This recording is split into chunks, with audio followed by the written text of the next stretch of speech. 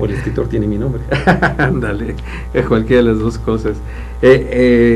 José Agustín es ingeniero químico, egresado de la Facultad de Química de la Universidad Nacional Autónoma de México en 1991, con mención honorífica. Ha laborado en diversas empresas, por ejemplo, SPEXA, donde se dedicó a la evaluación y muestreo de emisiones a la atmósfera, aguas residuales y residuos peligrosos. Asimismo, en el diseño y construcción de equipo para el control de emisiones a la atmósfera. Después laboró en el grupo Ámbar, teniendo a su cargo la reingeniería de los sistemas de extracción en los equipos de secado y en el desarrollo del laboratorio ambiental. Después ingresó a la División de Estudios de Posgrado de Facultad de Ingeniería, la famosa DEFI de la UNAM, en donde obtuvo el grado de maestro en Ingeniería Ambiental en el 97. Ha realizado diversos proyectos de análisis de riesgo como consultor en plantas petroquímicas, como por ejemplo Cactus en Chiapas, en el complejo de plataformas marítimas Nohoch-Ham, la planta de Atasta, Campeche, sistema de distribución de gas natural del Estado de México, Distrito Federal. Ha participado en varias actividades. En el 2000 obtuvo el certificado de perito en protección ambiental. Ha participado en proyectos de investigación conjunta en el área de calidad del área en el Departamento de Ciencias Atmosféricas de la Universidad de California de Los Ángeles. Asimismo, recibió capacitación del uso de modelo de calidad del aire en el Instituto Fraunhofer en Alemania y obtuvo el grado de doctor en UNAM en el 2002. En el posgrado en Ciencias de la Tierra y además realizó su estancia postdoctoral en el MIT con el doctor Mario Molina. Todos sabemos, premio mexicano, premio mundial, ¿no? de Nobel de Química.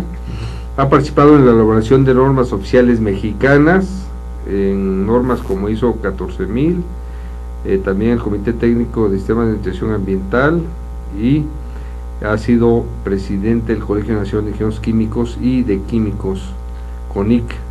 Ha participado en varias asociaciones, ha estado en el Ministerio de Medio Ambiente de El Salvador, en la Universidad Nacional de Costa Rica. Entre los cursos impartidos destacan protección ambiental, actualización de la legislación ambiental, todo referente a legislación ambiental, licenciado José Agustín. Entonces es por eso que hoy hablaremos de el riesgo por contaminación atmosférica que padece no solamente nuestro país, sino el mundo en general, ¿no es así? Bueno, sí, comúnmente uno piensa que porque el aire es mucho no se ensucia, sin embargo están los vehículos, está la industria, están las actividades naturales claro, en el mar, en los bosques, que contribuyen a que tengamos una calidad del aire que a veces no es la más adecuada. Muy bien. Ahora, ¿cuáles son los principales riesgos o los orígenes? Podemos hablar de los orígenes, como bien mencionaste ahorita, y los principales riesgos, cómo se pueden ir evitando, porque precisamente el doctor Mario Molina precisamente obtuvo el premio Nobel por allá descubrir algo sobre la capa de ozono. Si nos puedes platicar sobre eso, pero en sí podríamos, para que el público se entienda perfectamente, cuáles son los orígenes más importantes, qué produce la contaminación atmosférica, qué peligro hay para el ser humano, la vida en general, y cómo podríamos, si no revertir, por lo menos evitar que esto se colapse. Bien, en primer lugar están las fuentes, ¿no? Tenemos fuentes que pueden ser por las actividades del ser humano, tanto comerciales como las cotidianas. Sí. Utilizamos el agua, calentamos el agua y hay quema de combustibles para calentar ese claro, agua y un tipo de emisión. Nos transportamos, es una necesidad que tenemos, el transportarnos, sí, no estamos donde vivimos, eso es, estamos en otra parte diferente y para ello necesitamos transportarnos. Y entonces a la hora de transportarnos también consumimos claro, recursos y emitimos a la atmósfera. Y luego las actividades diarias, ¿no? La luz, la electricidad, para generarse necesita combustibles como el combustóleo, como el carbón. claro. A veces hay hidroeléctricas o nucleoeléctricas, pero dependiendo de dónde venga vamos a tener emisiones. Entonces, entre más consumamos recursos, pues no vamos a contribuir a emitir más. Por otro lado, lo que comentabas de Mario, lo que él encontró fue cómo los clorofluorocarbonos podían en la estratosfera liberar cloro y con eso destruir la capa de ozono estratosférica, principalmente en la Antártida. Eso es lo que él investigó, hizo un artículo sobre eso. Mucha gente decía que los clorofluorocarbonos nada más iba a llegar a concentraciones muy pequeñas, en partes por trillón. o sea, muy muy bajas esas concentraciones, y es lo que junto con Roland dijeron, bueno, no, es que estos van a reaccionar y producen cloro, y este cloro ataca al ozono, y de ahí hubo todo un movimiento internacional para reducir la emisión de este tipo de compuestos. Así como hubo ese tipo de políticas para reducir estos compuestos, tenemos ahora el problema de las emisiones, ¿no? Y las emisiones son multifactoriales, o sea, afectan diferentes áreas. Por un lado, pueden afectar de forma local. Los carros, cuando uno está cerca de un carro, a veces le lloran los ojos, sí, si no tiene bien el catalizador, o al principio de la mañana tiene un olorcito, el olor del escape, son hidrocarburos. Afortunadamente ya hay tecnología para reducir eso, están los catalizadores. Tenemos ahí esa fuente local, pero esta fuente local también puede abarcar de forma regional. Dentro de los estudios que hemos hecho en las emisiones de Toluca, más o menos en esta época del año, en diciembre, invierno, a veces llegan a la Ciudad de México, y podemos tener precontingencia en la Ciudad de México por emisiones que fueron emitidas en Toluca. Allá no afectan porque pues el aire se las lleva, pero pues el aire que llega a la Ciudad de México ya no está limpio, sino viene con estas sustancias más las que hay en la Ciudad de México, y hace que se suman el problema en la ciudad. Tenemos esa a nivel regional, pero también tenemos a nivel global, ¿no? Habíamos hablado de los CFCs, ¿no? Que esos no tienen efecto local. Los aerosoles que utilizaban, los propelentes que utilizaban en las latas de aerosol, o los refrigerantes que antes utilizaban, tenían este tipo de sustancias que absorben la radiación, o sea, son gases de efecto invernadero también, sí, pero aparte también destruyen la capa de ozono. O sea, podemos tener ese aspecto en el ambiente de los contaminantes.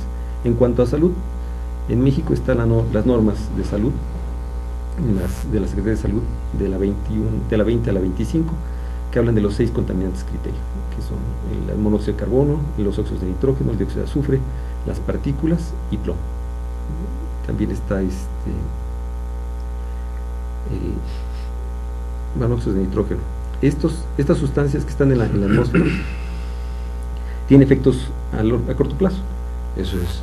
El ozono en la noche, cuando uno llega y siente una opresión aquí en el pecho, una sensación aquí en el pecho, no es angustia ni nada de eso, sino es un dolor subesternal debido a la exposición al ozono. Se siente un dolor aquí. Y cuando es muy alta la concentración, a veces llega a sentirlo, también se expande un poquito más en el pecho.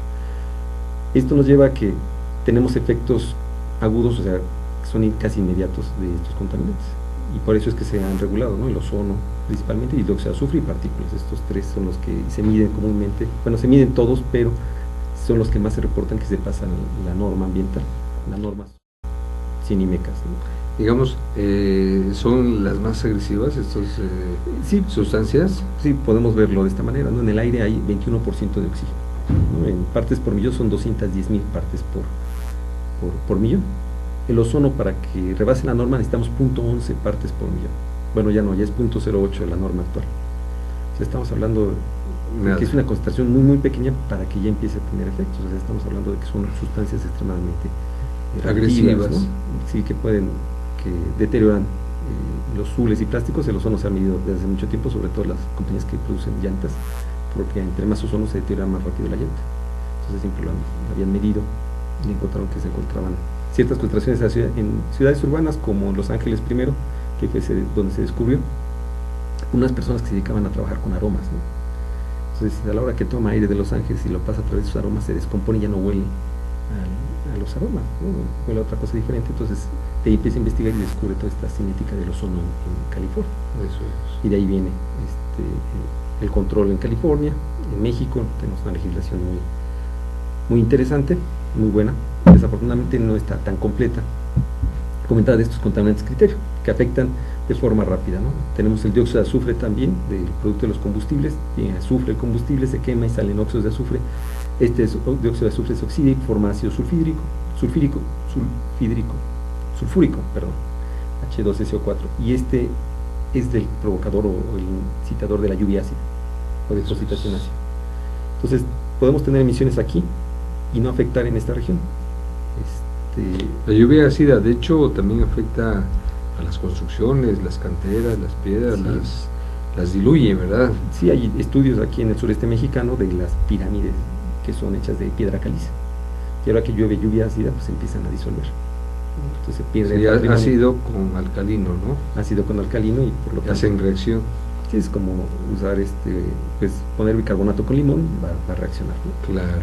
Y sí, algo similar sucede con esta lluvia, eso es con peróxidos de azufre. Si bien el dióxido de azufre en la salud también afecta al sistema respiratorio, hace uno se siente irritado. Tenemos ya los ozono, el dióxido de azufre, los óxidos de nitrógeno. Los óxidos de nitrógeno, tenemos nitrógeno en el aire. A la hora que entra a la cámara de combustión, ya sea de un pistón o de una caldera, pues con la temperatura va a reaccionar el nitrógeno con el oxígeno, entonces va a producir óxidos de nitrógeno, que con el tiempo también se oxidan y forman ácido nítrico. Entonces tenemos por un lado ácido nítrico, ácido sulfúrico, que son los que producen lluvias, no aquí, sino distancia, viento abajo, ¿no? En Canadá era un problema, tenían que sus árboles estaban, o sus bosques estaban destruyendo por la lluvia ácida, y esa provenía de Estados Unidos. Las emisiones provienen de Estados Unidos, no afecta a Estados Unidos, pero sí afectaba. Claro. Aquí en México es interesante porque, bueno, también tenemos grandes emisiones que no afectan localmente, sino afectan a otras regiones que no están cerca de la fuente. Como comentaba el caso de Toluca, ¿no? A Toluca no le afecta, pero se nos llega a pegar aquí. Claro. En Jalisco, por ejemplo, Jalisco, Guadalajara, la ciudad de Guadalajara, sus emisiones llegan a Aguascalientes o llegan a León, dependiendo de los vientos. Pero no afectan, bueno, se afectan a Guadalajara, pero afecta más allá del área geográfica. Sí, por eso son de nivel regional. En los 60s se decía, the solution for pollution is dilution, ¿no? Entonces ponían chimeneas altas y se metían los contaminantes, hacían que los contaminantes se alejaran. Sí. Entonces ya pasando un problema local, lo dejaban de ser problema, porque ya se iba lejos. Pero afectaban a los de frente. Y convirtieron un problema local en problema regional. Claro. Entonces, lo que hemos visto en el centro de México es que está la Ciudad de México, es importante su contribución. Está Toluca, que afecta desde la Ciudad de México, o la Ciudad de México a Toluca. Está Morelos, en la parte de Cuernavaca, Cuautla, Yautepec. Toda esa región también se ve influenciada por la Ciudad de México, y ellos influyen en la Ciudad de México. Y dicen, ay, ¿qué van a influenciar? Bueno, otras fuentes no son, sí son antropogénicas en cuanto a actividad, pero se consideran fuentes naturales. La quema de biomasa, ¿no? Los campos agrícolas. En el 2006, en el 2002 hicimos una pre-campaña con Mario Molina, en el 2013 hubo otra pre-campaña de monitoreo aquí en México, y en el 2006 estuvo la campaña Milagro. Megacity Initiative Global and Regional Observation, ¿no? Eso significa milagro, en el cual investigaban el origen, hacia dónde se iban los contaminantes, ¿no? Y bueno, liberaron un globo aquí en la Ciudad de México, llegó hasta Texas, ¿no? Pero antes de cruzar la frontera lo derribaron porque no tenía permiso de volar de aquel lado, ¿no? Pero pues emisiones de la Ciudad de México pueden viajar hasta Estados Unidos, y al revés, de Estados Unidos viajar hacia México, ¿no? Bueno, lo que se encontró es que había mucha quema de biomasa, había muchas partículas procedentes de quema de biomasa en la Ciudad de México. Tenemos una apuesta, un compañero y yo, él decía que todas las partículas que eran en la Ciudad de México eran por la erosión, ¿no? Por viento, y que levanta el polvo de los campos sin sembrar. Yo decía, no, que era vehicular. Pues de este estudio lo que se encontró que en ciertas épocas 30% puede ser de vehículos, de las emisiones, los gases, reacciones, se convierten en sustancias que a temperatura y presión ambiente pueden ser líquidos o sólidos. Eso es. Entonces generan estos aerosoles. Parte de eso es un 30%, otra es de que sopla el viento y levanta el polvo de los sembradíos o de las calles, y esa es una fracción que se llama geológica. Y el otro 30% venía de quema de biomasa. O sea, ni él ni yo teníamos razón. Encontramos de que... Por la caña, ¿no? Caña de azúcar, que en Morelos quema mucho. Sí, pero no nada más caña de azúcar, estamos hablando de hacia Mecameca, toda esa región, o hacia el norte, hacia el Valle de Mezquita, cuando están preparando la tierra, a veces está pelona, o a veces queman el rastrojo. Exacto. Y todo eso llega también a la Ciudad de México. O sea, lo que se encontró en esta campaña Milagro es que no nada más en la ciudad, sino también actividades alrededor pueden influenciar la calidad del aire.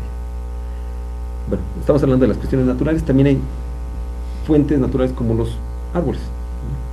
No por eso vamos a cortar los árboles, pero hay un polvito amarillo que desprenden las flores, ¿no? El polen. También los pinos emiten esta cantidad de polen importante. Hay gente que es muy sensible al polen, hay gente que no lo somos, y a la hora que hay contaminación más este polen, pues se exacerban sus síntomas, ¿no? Ya sea asma o la rinitis, ¿no? Inflamación de las vías respiratorias altas debido a estas partículas. Bueno, tal vez no podemos controlar los bosques, pero sí podemos controlar las emisiones que nosotros tenemos. Claro. Y para eso se han generado una gran cantidad de programas en México, ¿no? Están los ProAires en la Ciudad de México, estaba la Comisión Ambiental Metropolitana, y ahora es la CAME, ¿no? La Comisión de la Megalópolis, que tiene que ver con los 6 estados del centro. Estamos hablando de Estado de México, Morelos, Puebla, Tlaxcala, Hidalgo y el Distrito Federal. Estos 6 estados pues, están de alguna u otra forma interaccionando con sus emisiones transporte, por ejemplo, mucha gente vive en Pachuca y trabaja en la Ciudad de México, o vive en el Estado de México y trabaja en la Ciudad de México, ¿no? Con todo lo que eso conlleva, ¿no? Así es. En transporte, en logística de transporte, en emisiones, en control de emisiones, que pues se tiene que homologar, por lo menos. Claro. Porque hay toda una parte que se llama la rural, urbana, o urbanizada, o hasta dónde es urbano y de dónde empieza lo rural. Sí. Y si uno se va hacia Amialco o hacia esas partes, pues parece que es rural, Claro. ¿no? Pero también se ve muy urbanizado. Entonces, igual alrededor de la ciudad hay estas partes que no son ni urbanas ni son rurales. Sí tienen aspectos rurales como Milpalta, ¿no? Tienen sus sembradíos de nopal, de maíz, etcétera, pero también tienen características urbanas. Eso es. Y bueno, también ahí hay emisiones importantes, ¿no? Todos los camiones, todos los vehículos fuera de carretera, los tractores, la maquinaria de construcción, también emiten. Y como comentaba, emiten tanto compuestos que afectan localmente como regionalmente. Uno de ellos es el negro de humo, el hollín que sale de los camiones diésel. Ese tiene efectos a la salud, es cancerogénico, que no he hablado de los efectos a largo plazo. Ahorita ya pasamos de los de corto plazo, ahorita vamos a hablar del largo plazo. Tenemos que estos compuestos a largo plazo ayudan, inducen que se tenga cáncer. Pues ahorita no vemos efectos, pero dentro de unos años vamos a verlos. Y dentro de ellos están los hidrocarburos policíclicos aromáticos. Eso es. Ahora, ¿esto básicamente atacaría al aparato respiratorio o a...? Depende de la sustancia. Integral? Depende de la sustancia. Comúnmente los gases y partículas en la atmósfera, lo primero que afectan son los pulmones, el sistema respiratorio. Nos irrita la nariz, los ojos, llegan a llorar por la contaminación, claro. El pecho, pero también algunas sustancias se absorben. Un caso en el norte de Hidalgo, en Molango, hay un problema con manganeso. Si el manganeso, si uno lo ingiere, pues el cuerpo lo puede eliminar y absorber lo que necesita, ¿no? Pero si lo inhala, no, es diferente la vía. Entonces ahí había problemas de manganeso, era porque las calles no estaban pavimentadas y las repavimentaban con mineral de una minera que está ahí. Entonces a la hora que pasaban los camiones, pues levantaban polvo y afectaban, ¿no? Una de las cuestiones que se hizo en ese estado fue pavimentar esas calles en Molango, y con eso se reduce 90% la emisión.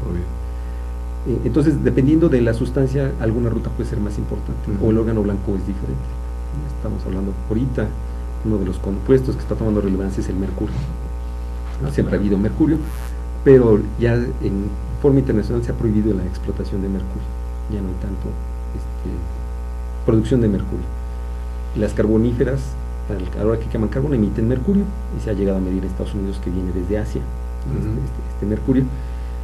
Y bueno, sí, y afecta, bueno, no es lo mismo que estemos en el Ecuador a que estemos cerca del polo, ¿no? Eso es. O sea, si estamos en el polo norte, pues la distancia que tiene que recorrer es muchísimo menos que si estamos en el Ecuador. Pero bueno, llega a Estados Unidos. Y eso nos da una idea de que estamos en esta esfera que es el planeta Tierra, que cualquier cosa que aventamos, lo más lejos que puede llegar es a nuestra espalda, ¿no? Si lo aventamos, pues va a dar la vuelta y nos va a llegar. Emisiones del desierto del Gobi se estudiaron con satélite, aviones y mediciones, y vieron que dio vuelta y media a la Tierra. O sea, salió del desierto del Gobi y llegó... Finalmente es un sistema cerrado. Sí. Entonces cualquier cosa que emitamos, pues de alguna u otra manera la vamos a tener ahí. Obvio. Bueno, de estos contaminantes de las partículas que inducen cáncer, pero no nada más producen cáncer, el negro de humo, como es negro, pues absorbe todo tipo de radiación, y por eso se ve negro, ¿no? Porque absorbe todo.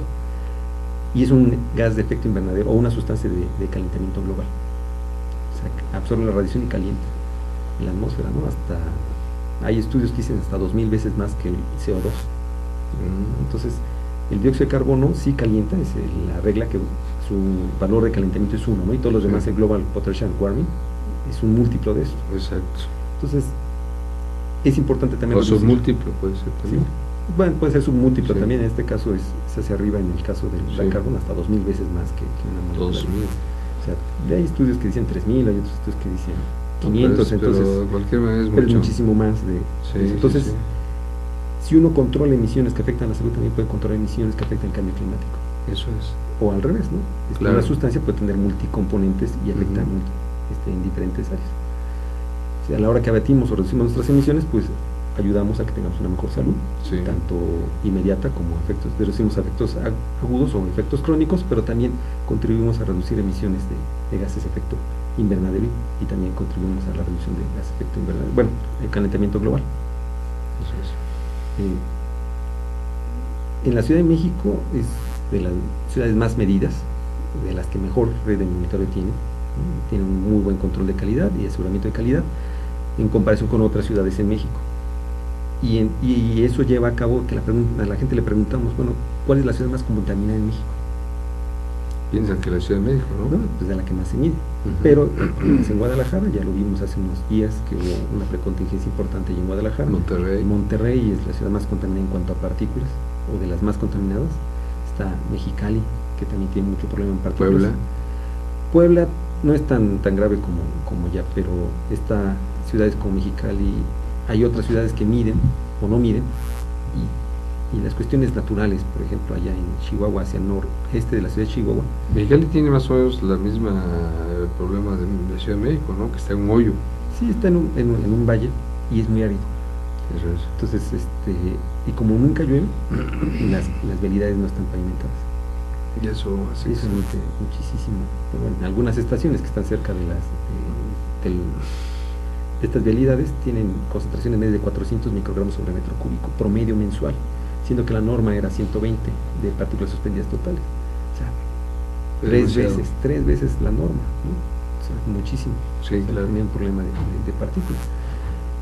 El problema es que las partículas naturales en esa región vienen de ciertos feldespaltos que tienen cierta estructura que ayudan a disolver las células, los eritrocitos.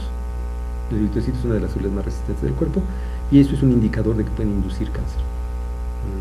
Hay casos allá de un tipo de cáncer de pulmón que se confunde con la tuberculosis. Después lo tratan la tuberculosis y a lo mejor hace morir a la gente, pero no era tuberculosis, era un cáncer que se parecía a la tuberculosis por lo natural en esa región. Eso es.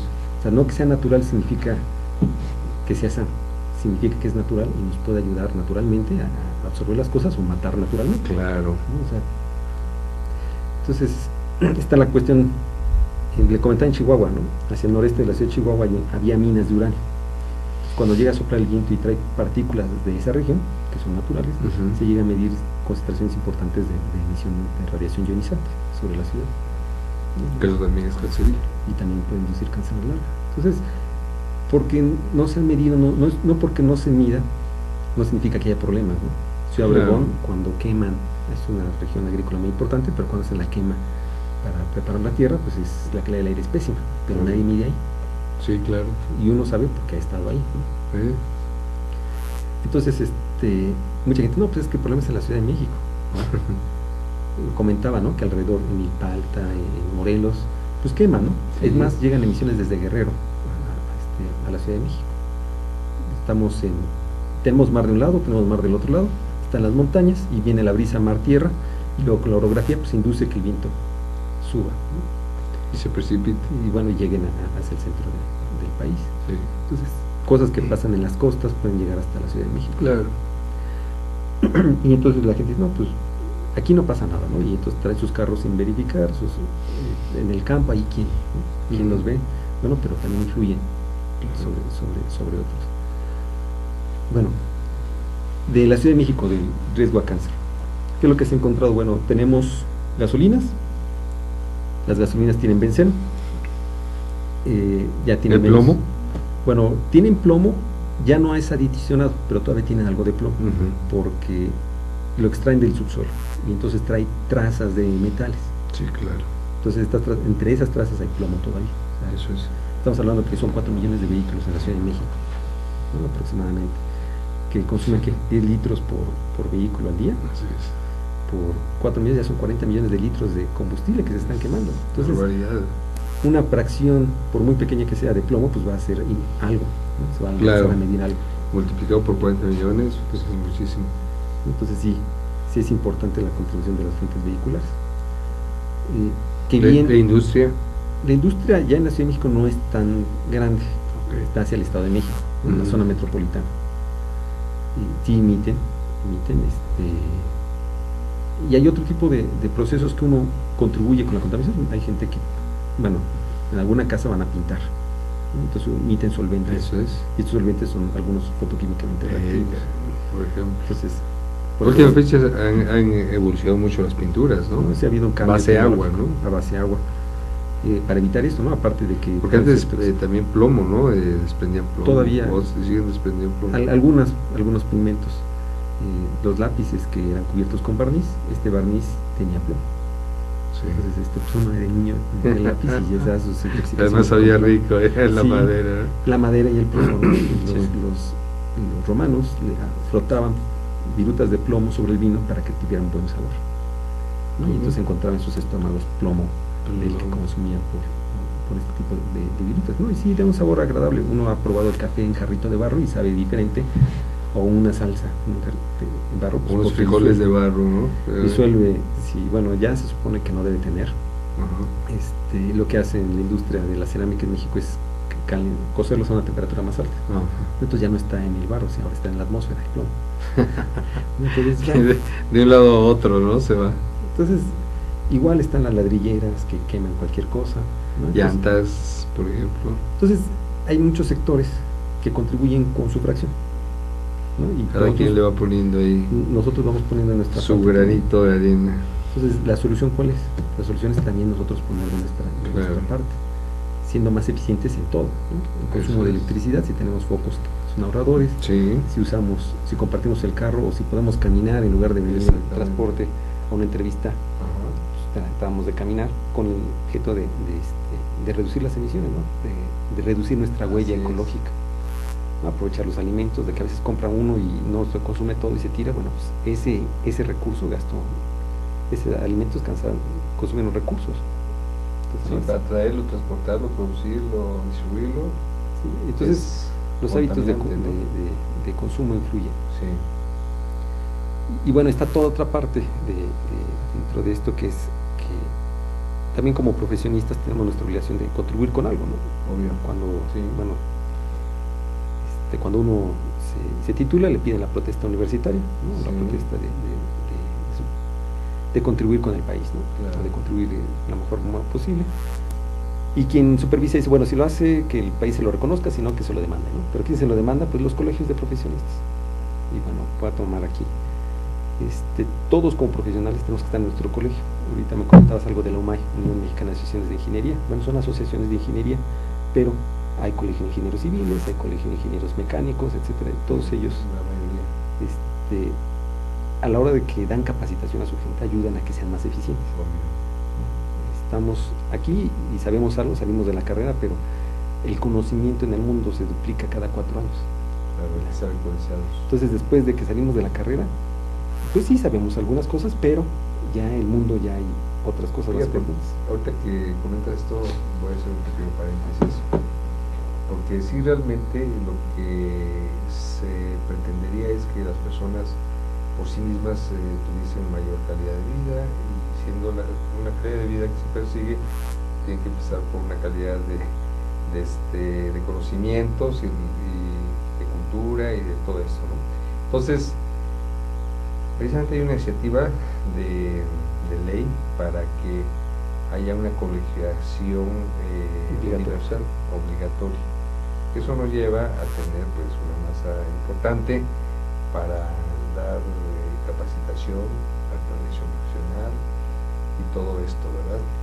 Entonces, pero aún así, nosotros que vivimos el día a día con las actividades profesionales y sabemos cuáles son las necesidades en el ámbito profesional, sabemos que sería benéfico que esa ley, esas modificaciones al artículo 5 y su ley reglamentaria pudieran aterrizarse y que se hiciese la colegiación obligatoria. Tú lo viviste en CONIC, ¿verdad? Luego los compañeros son muy reacios a participar en la certificación profesional, porque eso conlleva una actualización y darle horas de estudio, y muchas veces pues sabemos que eso es en beneficio personal y del desarrollo profesional futuro que pudiéramos tener, ¿verdad? Sí. Sin embargo, aquí quiero hacer un comentario. Hubo un desplegado en la prensa por parte del que era .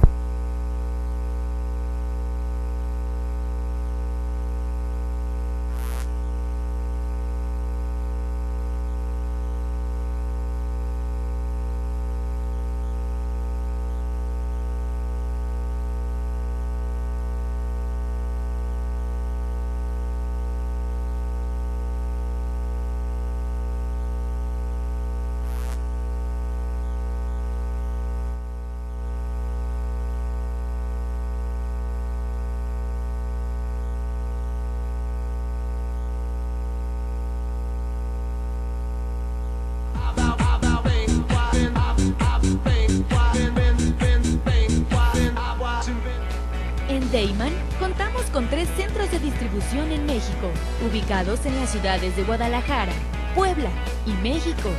Distribuimos al interior de los Estados Unidos por medio de un centro de distribución ubicado en la ciudad de El Paso, Texas. Atendemos Centro y Sudamérica con apoyo de nuestro centro de distribución en Lima, Perú. Actualmente, comercializamos nuestros productos en España a través de nuestro distribuidor ubicado en Madrid, lo que nos permite ser una empresa de talla internacional, dispuesta a servirle y brindarle asesoría para el óptimo uso de nuestra amplia gama de productos.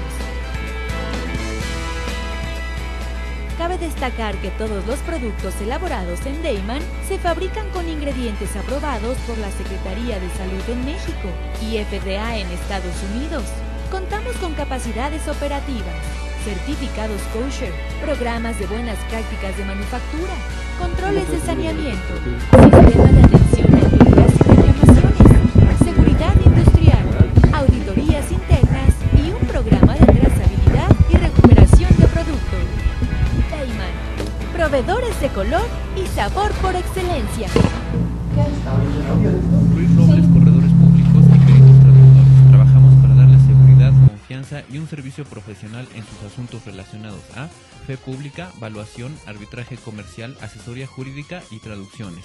Para nosotros lo más importante es su satisfacción, brindándole además la asesoría jurídica necesaria en su negocio, con un equipo de profesionales capacitados para prevenir y resolver situaciones de riesgo en su empresa. Le aseguramos una asistencia profesional personalizada y humana a quien consideramos más importante, el cliente, porque las oportunidades pequeñas son el principio de las grandes empresas.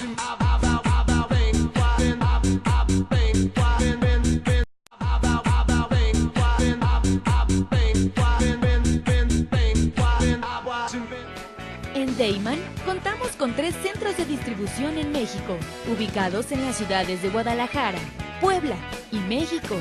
Distribuimos al interior de los Estados Unidos por medio de un centro de distribución ubicado en la ciudad de El Paso, Texas.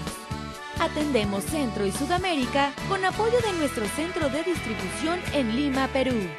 Actualmente, comercializamos nuestros productos en España a través de nuestro distribuidor ubicado en Madrid, lo que nos permite ser una empresa de talla internacional, dispuesta a servirle y brindarle asesoría para el óptimo uso de nuestra amplia gama de productos. Cabe destacar que todos los productos elaborados en Deiman se fabrican con ingredientes aprobados por la Secretaría de Salud en México y FDA en Estados Unidos. Contamos con capacidades operativas, certificados kosher, programas de buenas prácticas de manufactura, controles de saneamiento, sistema de atención a quejas y reclamaciones, seguridad industrial, auditorías internas y un programa de trazabilidad y recuperación de producto. Deiman, proveedores de color y sabor por excelencia. Ruiz Robles, corredores públicos y peritos traductores. Trabajamos para darle seguridad, confianza y un servicio profesional en sus asuntos relacionados a fe pública, valuación, arbitraje comercial, asesoría jurídica y traducciones. Para nosotros lo más importante es su satisfacción, brindándole además la asesoría jurídica necesaria en su negocio, con un equipo de profesionales capacitados para prevenir y resolver situaciones de riesgo en su empresa. Le aseguramos una asistencia profesional personalizada y humana a quien consideramos más importante, el cliente, porque las oportunidades pequeñas son el principio de las grandes empresas.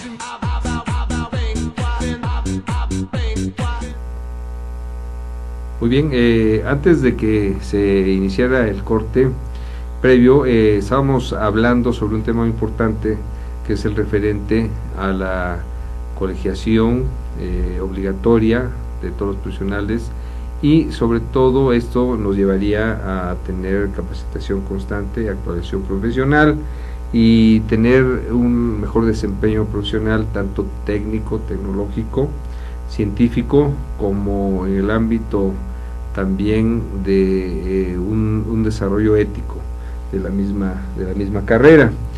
Entonces, como acá nuestro amigo el doctor José Agustín fue presidente de CONIC, un colegio de químicos, ingenieros químicos y químicos, tocamos este tema, comentando que en el Senado hay algunos integrantes, senadores, muy interesados en que la colegiación sea obligatoria. La mayoría de los colegios y federaciones de colegios, asociaciones profesionales, consideramos que sería benéfico este tema, ya que la actuación profesional en general puede subir de calidad, y eso es para beneficio finalmente de la población, de las instituciones, de las empresas que digamos solicitan o requieren de los servicios profesionales de los diferentes digamos actores de este quehacer.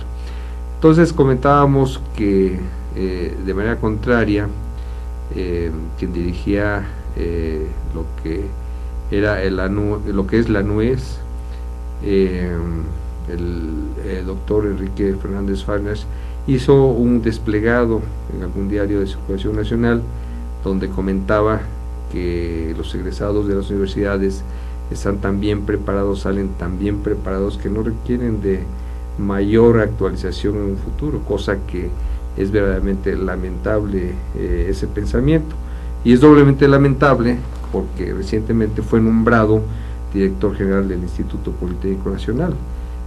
Como todos sabemos, hubo un gran lapso en el cual los jóvenes perdieron clases por precisamente mejorar ese nivel de calidad de estudios, pero si ahora llega un personaje como este a dirigir esa institución, pues con esos antecedentes podemos pensar que puede estar no muy acorde a lo que el movimiento del Politécnico en su momento quiso, ¿verdad? Habría que estar muy alertas en ese sentido, pero lo más importante yo creo es que sí se pudiera dar esta colegiación obligatoria. Bueno, ¿Qué opinas? Bueno, entre el Tratado de Libre Comercio de América del Norte, Canadá, Estados Unidos y México, uno de los intercambios que hay es intercambios de bienes y servicios. Sí. Y entre los servicios están los servicios profesionales. Así es. Los canadienses no aceptan a los mexicanos porque no tenemos la misma certificación que ellos tienen. Así es. Los colegios vendrían a apoyar en eso, ¿no? Si uno se certifica en su colegio es como el board o el colegio estatal, y entonces si es aceptado aquí tendríamos que promover esa aceptación, ¿no? Y cualquier profesionista en México podría trabajar en esos lugares. Por eso es importante la colegiación en el sentido de que homologamos o por lo menos garantizamos que la gente que está colegiada y que está certificada tiene ciertas habilidades y conocimientos para resolver algún problema. Y otra cosa, también aquellos profesionales extranjeros que quieran venir a trabajar en México, pues deberían estar certificados dentro de la normatividad nuestra para poder ejercer. Sí, algunos extranjeros se han acercado a los colegios solicitando que los certifiquen aquí en México, porque les exigen en sus colegios locales de su país que tienen que seguir con su certificación. Claro. Y dicen, no, es que estoy fuera del país. Ah, bueno, pues en ese país vas y buscas cómo te certificas, ¿no? Entonces también están pidiendo eso. Y influye para muchas cosas, por ejemplo, para las compañías de seguros, para que las primas no sean altas. Si los profesionales que están trabajando ahí conocen del área y están certificados en esa área, el coaseguro no los riesgos se disminuyen, y entonces por lo tanto el seguro de la prima disminuye, ¿no? Claro. Ahora, por ejemplo, hemos visto que en nuestro país muchos proyectos importantes han tenido fallas importantes también, ¿no? Y se dice mucho que también eso se debe a que dentro de los ámbitos administrativos de toma de decisiones, sobre todo en las áreas de ingeniería, no hay ingenieros, hay muy pocos ingenieros. Bueno, en la toma de decisiones en esa parte, en la parte técnica sí hay ingenieros. Claro. Desafortunadamente, como ingenieros o la gente que se dedica a trabajar, se dedica a trabajar. No tiene influencia para decisiones importantes. No se dedica a la política. Exactamente. Y entonces pues los técnicos también en el área técnica. Claro. Pero también estamos técnicos buenos que estén en la parte de toma de decisiones. Obvio. Porque no necesariamente una cosa es barata, sino puede ser económica, pero no barata. Exactamente. Porque a la larga va a ser más rentable. Y hay casos en obras civiles o en obras de infraestructura que pues, se tiene que repetir. Claro. Porque no se integraron adecuadamente.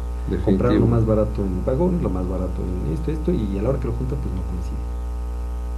Y se van dando decisiones no las más adecuadas. Y eso contribuye a la emisión de más contaminantes, porque volver a construir otra cosa o que no esté funcionando adecuadamente, pues genera más emisión, ¿no? hay pasos a desnivel que están muy bien, hay otros pasos a desnivel que no se estudió bien. Hay toda una teoría de tráfico, ¿no? Cómo se desplazan los vehículos, cómo son sus actividades. Bueno, si se sabe que existe eso, ¿no? Y hay especialistas en esa área. Aquí en México tal vez no haya tantos, ¿no? O no se aplique sus conocimientos a resolver este tipo de problemas, y de repente tenemos situaciones que sí ayudan en una parte o en otra, ¿no? Van a hacer aquí cerca un túnel para cruzar Insurgentes, y pues hay gente que está en contra, hay gente que está a favor, ¿no? Y viene aquí una decisión, ¿no? El beneficio de las mayorías conlleva la opresión de las minorías. La democracia, Sí, a entonces, veces. en los segundos pisos, bueno, pues sí ayudan a algún grupo de gente, no sé, la mayoría no. O sea, ¿cuántos carros hay? Hay 4 millones de vehículos, si hay 20 millones de habitantes, es uno por cada 5, y en el periférico, ¿cuántos de esos carros circulan? Unos 100.000, 200.000 al día. Esa es la población beneficiada contra los que se ven influenciados por las emisiones de esto, ¿no? ¿Y qué tal si hubieran puesto un metrobús elevado? Y en lugar de hacerlo... Un metro. nada más en lugar de hacer 4 carriles, hubieras hecho 2 carriles el doble y pone un metrobús elevado. Tal vez. Sí, efectivamente. Por ejemplo, lo que bien mencionas de ingeniería de tránsito, el hecho de los flujos vehiculares, los tiempos para los semáforos, darle, digamos, fluidez al tránsito, pero vemos que no, eso es muy difícil de que se dé, ¿no? En México hay algunos cruces, o bastantes cruces que tienen este tipo en de prioridades restricciones. primarias, pero en las secundarias es un verdadero relajo. Como dicen, bueno, es que ahora sí que la definición de vía rápida es hasta donde llegas al primer semáforo, ¿no? Llegar más rápido, pero al primer semáforo y ahí te quedaste, ahí se acabó la vía rápida. Que a fin de cuentas tiene que ver con el conocimiento, tiene que ver con el uso eficiente de la energía, tiene que ver con emisiones y afectación a la salud. Eso es. Todo tiene su cadenita, todo esto que estamos comentando. Ahora hemos hablado de los emisores a corto, a mediano plazo, que perjudican, a largo plazo, larguísimo plazo. ¿Qué podemos esperar? Bueno, tenemos que controlar las emisiones de tóxicos atmosféricos, o por lo menos medirlas, ¿no? Ya Sí. el gobierno Distrito Federal, aunque no hay norma, lo hace, Ajá. ¿no? Previendo eso, está Sí. BETEX, ¿no? Benceno, tolueno, etilbenceno y gilenos. Mide estas sustancias que son de los tóxicos atmosféricos, Eso ya es. los mide. No hay norma que diga qué tipo de equipo y qué tipo de emisiones. Entonces, en un momento dado decir, no, pues eso no es oficial, ¿no? Eso Pero, es. sí existen normas internacionales, hay mediciones de satélite, por ejemplo. Tenemos algunas mediciones sobre la República Mexicana. El satélite pasa una vez al día o 2 veces al día, pasan Claro. diferentes trenes de satélite, con lo cual se puede observar la calidad del aire en diferentes ciudades y no hay nubes. Sí. Utilizar nuevas tecnologías, aprovechar combustibles más limpios, ser más eficientes en el transporte. Hemos comentado hay buenas ideas, hay muy buenas ideas, pero si se llevan mal a cabo se convierten en malas ideas. Claro. ¿No? El hoy no circula. Es una idea muy buena cuando tienes emergencia. ¿Sabes qué? Vamos a dejar de emitir próximamente para reducir las emisiones de contaminantes. Desafortunadamente, a la hora que se hace permanente, se convierte en una mala idea, porque si bien el carro no circula, no se le quita a uno la necesidad de transportarse. Claro. Te vas a transportar de otra manera. Y entonces, pues al principio, pues sí, pues sacrifica. Yo me acuerdo cuando empezó el programa y no circula, bueno, porque es un beneficio para todos decidimos, pues bueno, vamos a tomar transporte público, vamos a aprovecharlo.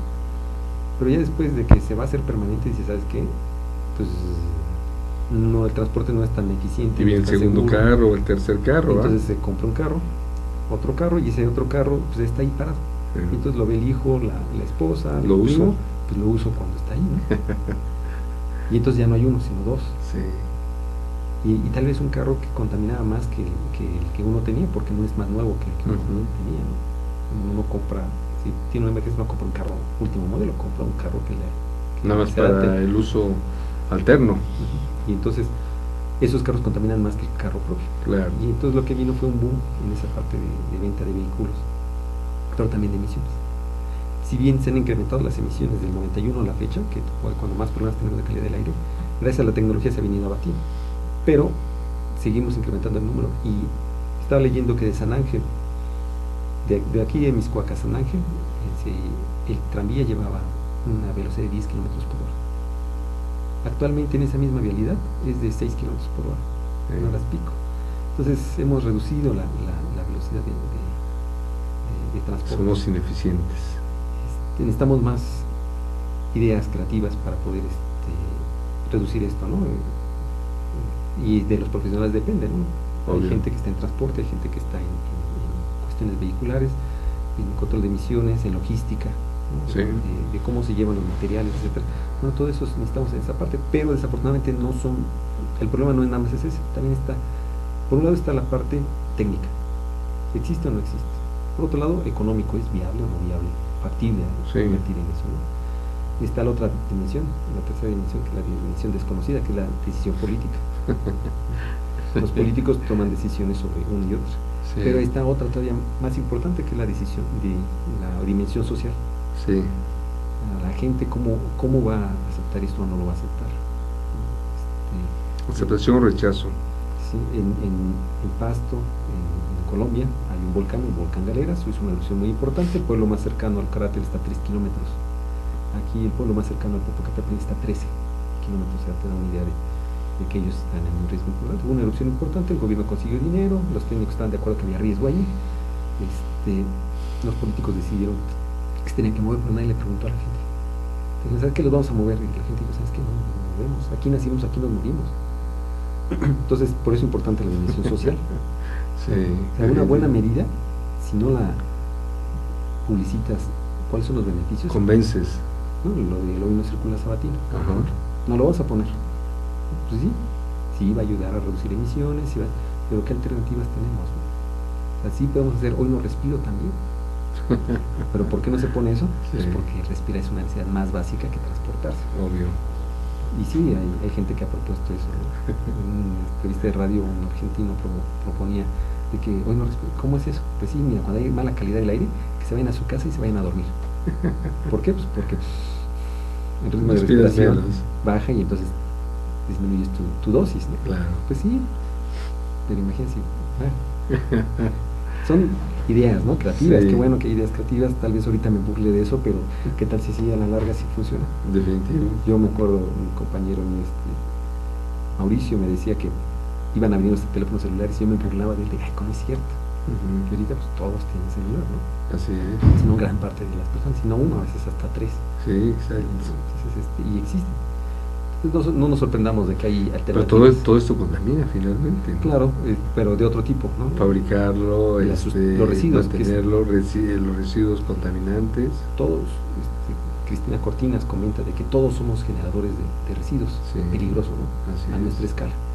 Ahorita las pilas que cambiaron aquí, ¿no? ¿Qué uso les van a dar? Bueno, esas son recargables, por las que vi, pero a fin de cuentas cuando se agoten, ¿qué se va a hacer? Exactamente. ¿No? Litio, platino.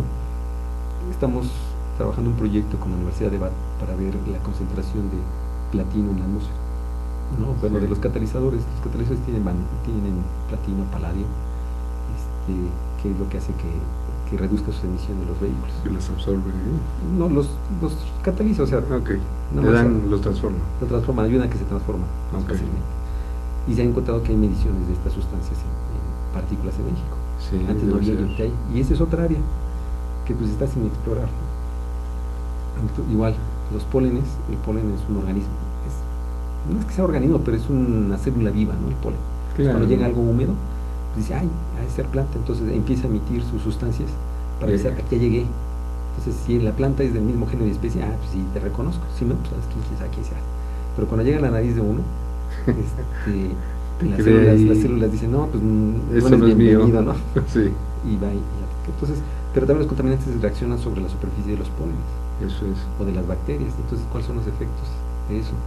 Pues hay muchas preguntas y dudas, ¿no? Y se necesitan profesionistas, necesita gente que quiera trabajar en esas áreas. Ahorita que hablaste sobre el futuro, el futurismo y todo esto, también se ha pensado que las ciudades, precisamente por el grado de contaminación, tendría que tener grandes cúpulas, ¿no? Donde hubiese ahí un ambiente interno con aire filtrado y cosas de ese tipo, y hasta cierto acondicionamiento de temperatura del aire. Pero bueno, como tú bien mencionas, a veces decimos, bueno, son cuestiones así como que muy futuristas, pero a veces el futuro no se alcanza, ¿verdad? Bueno, pues sí, hace algunos años como unos 30, veía en un libro, ¿no? De que en Japón vendían maquinitas que daban aire, ¿no? Entonces ahí ponían la gente que estaba respirando aire de una máquina que limpiaba el aire, porque había muy mala calidad del aire. Ahorita ya hay mejor calidad del aire en Japón debido a en Tokio básicamente, ¿no? Sí. Bueno, tiene que ver con la capacidad económica también. Eso es. Si uno puede comprarse un carro con última tecnología que le sirva, igual lo va a hacer, ¿no? Sí. Sea aquí o en Japón o en Estados Unidos, se va a dar. Sí. Entonces, comentaba María Bonilla que parte de resolver el problema de la contaminación es resolver el problema de la pobreza. Y lo que quería comentar es que este es multidisciplinario. Si bien hay ingenieros y la parte de sociología, también están estos sociólogos, ¿no? Sí, porque son seres humanos finalmente los que están que estamos interactuando. Entonces, también esa es otra parte de la multidisciplina, tanto la intra como la inter, ¿no? O sea, hacia uno mismo conocer un poquito más, como hacia afuera con otros, y poder comunicarse adecuadamente con claro. O sea, los ingenieros tienen un argot, una serie de conjunto de palabras para describir algo que pues uno como químico tal vez no las conozca, y los químicos tenemos otras, pero si comprendemos un poquito podemos hablar el mismo idioma. Y lo mismo sucede con los políticos, o sucede con los abogados cuando hacen las leyes, las normas, ¿no? Sí. Y a veces una palabra hace que signifique otra cosa diferente. Definitivo, un punto, una coma, cambia todo el significado. Así es. Les comentaban, ¿no? Un acento puede hacer cambiar completamente, ¿no? No es lo mismo examen de inglés para señoritas que de inglés. Sí. Entonces es diferente Entonces, la concepción. Sí. Entonces, si bien como profesionistas tenemos la parte técnica, pero también está la parte social, la parte cultural que nos integra, y parte de la capacitación o parte de cuando uno sale, sí podemos salir muy bien preparados, ¿no? Está el KCI, Consejo de Acreditación de las Carreras de Ingeniería, el KCEQ, ¿no? De las carreras de química, y cada quien hay entidades que certifican que por lo menos la enseñanza está bien impartida. Que se van evaluando como el Ceneval y cosas así, ¿no? Pero la enseñanza. Pero el profesionista, y una vez que sale el profesionista, no cualquier médico es cardiólogo, no cualquier médico es neurólogo. Entonces se van por una especialidad. Igual en las ingenierías, sí, tienen muchísimos nombres y apellidos, ¿no? Sí. Los ingenieros civiles, pues está gente que se dedica a la parte del suelo, del subsuelo, geólogos, ver si va a resistir ese suelo, y la gente que se dedica a diseñar los sistemas de aire acondicionado, ¿no? O estar en esa parte de acondicionamiento o de sonido, ¿no? Sí. Entonces, no porque sea ingeniero ya sabe todo. Claro. Y por eso es importante la certificación y capacitación. Y la especialización. Y con ello poder comunicarse con otros, ¿no? Definitivamente. Y los grupos multidisciplinarios son muy importantes para tener un producto más completo. Sí, si uno quiere poner una empresa o una compañía, pues no es uno, tiene que ser la gente que tiene la idea, la gente que sabe de administración de finanzas, de la mercadotecnia, y lo de que contrata personal, o la gente que va a estar trabajando ahí, ¿no? El que está fabricando el objeto, necesitamos muchos jugadores. Sí, definitivamente. Ahora, José Agustín, ¿cómo ves dentro de los protocolos de Kioto, que ya andan muchos más preocupados unos que otros, pero otros emiten más que los que están ahí con los protocolos, etcétera, etcétera? Llegaremos a entendernos realmente en esta, como dicen muchos, esta cápsula, esta nave en la cual nosotros vamos viajando, que es la Tierra, para mejorar esto, porque ahorita por lo pronto no podemos irnos a ningún otro lado, ¿no? Por lo pronto, entonces, y durante muchos años probablemente, entonces tenemos que cuidar nuestra casa, ¿no? Sí, bueno, la idea es de que ciertos problemas locales se pueden convertir en situación regional. ¿O mundial? Sí, y mundial. Sí. ¿No? Estábamos comentando de que algunos contaminantes, pues lo más lejos que llegan es a nuestra espalda, ¿no? Porque pueden dar la vuelta al planeta. Entonces todo lo que emitimos llega, ¿no? El planeta tiene una capacidad de depuración. Claro. Si queremos sobrevivir, pues tenemos que permitir que el planeta ayude en eso, ¿no? Que tenga todavía la capacidad de autorregenerarse, digamos. Y comento esta multidisciplina porque, por ejemplo, parte de los problemas de contaminación, como comentaba, la quema de partes agrícolas, ¿no? Y bueno, también vienen políticas que inducen que se vaya en ese sentido. Una política del Procampo, por ejemplo, incentivó que la gente le daban dinero a la palabra. Entonces decían, no, pues es que voy a sembrar otra hectárea más, ¿no? Entonces lo que hacían, tumbaban la selva, para que les dieran más dinero, aunque no la sembraban. Claro. Y se erosiona. Y entonces era degradación del ambiente. Sí, sí. Y luego están las tierras ociosas, que decían, no, es que esas tierras están ociosas. Bueno, que no sean productivas para cuestiones económicas no significa que no nos den servicios ambientales. Claro. Captura de agua, retención bueno, ecosistemas, etcétera, una gran cantidad de seres vivos ahí que no los conocemos y no sabemos qué de ventaja nos pueden dar. Efectivamente. Hubo una patente sobre la saliva del murciélago, del murciélago vampiro, Desmodus rotundus, la cual se utiliza para personas que tienen infarto al corazón, ¿no? Como anticoagulante. Entonces, igual hay plantas y animales que no sabemos que nos pueden aprovechar, porque no los conocemos, pero a la hora que los destruimos y desaparecen, pues dejamos de tener eso. Claro que sí. Entonces, ¿qué sería solución? La solución somos todos. Y yo no voy a dar ya te escuchaste como político. Sí, bueno. La solución somos Lo que pasa todos. es que no hay no such silver bullet, dice Mario Molina. No existe esa bala de plata que mate todos los monstruos, ¿no? Entonces, todos contribuimos. Y cada quien desde su perspectiva ver cómo podemos ayudar a reducir esa contribución, ¿no? Comentaba ser más eficientes. Si tenemos fuga de agua, el agua, energía eléctrica hizo que una bomba llevara esa agua a ese lugar. Si nosotros reducimos nuestras fugas de agua, ayudamos a que se consuma menos electricidad, se emitan menos gases de efecto invernadero. Si el transporte, utilizamos el transporte público, también ser más eficientes. Entonces, ese es el secreto, finalmente. Sí, igual, si vamos a hacer un papel, un documento, tratar de hacerlo lo mejor posible para no repetir, imprimir más veces, ¿no? Sí. No volver a construir la línea 2. Digo, cosas como esa de que tenemos problemas que por alguna razón sucedieron. Bueno, lo más importante es aprender de esos errores, para no volverlos a cometer. Ser eficiente para ahorrar en términos globales, ¿no? Sí, para contribuir, una forma de contribuir es siendo más eficiente, ¿no? Tener uso eficiente de la energía. Y eso reduce emisiones, y esas emisiones reducen muchos efectos en muchas partes. Sí, esto tiene que ver con educación necesariamente. Bueno, por un lado está la información, ahorita ya estamos informando al público, es una parte importante, pero también necesita haber en el público ese cambio de conciencia. Claro. Y a veces no es tan fácil, ¿no? El humo de cigarro, los que fuman, cuántas veces dicen que fumar puede inducir cáncer, y cuánta gente sigue fumando. O sea, no nada más es la información, así es, sino es un cambio en la actitud de la conciencia para que pueda cambiar, ¿no? Por ejemplo, les comento a mis alumnos de que revisen en la Agencia de Protección Ambiental, en la EPA, cuánto es la dosis de atún que uno puede comer para no tener una dosis alta de mercurio. La Agencia de Protección de Estados Unidos recomienda que no se consuma más del contenido de una lata de atún a la semana. Eso es. Entonces se dan cuenta y dicen, bueno, es que el mercurio afecta el sistema nervioso central, etcétera, etcétera. Y entonces ya cuando pensamos que el atún es muy saludable, ¿no? Bueno, es saludable, lo que pasa es que debido a que está en el mar, es un depredador que come muchos otros peces, y esos peces tienen poquito mercurio, pero ahora que empiezas a comer más grandes, se va sumando y se llama bioconcentración, se concentra más en el atún, ¿no? Y en peces más grandes pues más, ¿no? En el tiburón tiene más, etcétera. Entonces eso les cambia la actitud de comer más o menos mercurio, sí, mercurio dentro del atún, ¿no? O pez vela o peces espada, que son peces grandes del mar. Entonces a veces sí cae el 20, pero a veces no. Y bueno, parte importante es la educación. Claro. Pero si no sabemos, no hacemos cosas, ¿no? Obvio, la información. Como comentaba, no todas las redes en todas las otras ciudades de México están al nivel de la Ciudad de México. Eso es. Y necesitan llegar a ese nivel, claro, para que la gente esté enterada y también tome conciencia de eso. Obvio.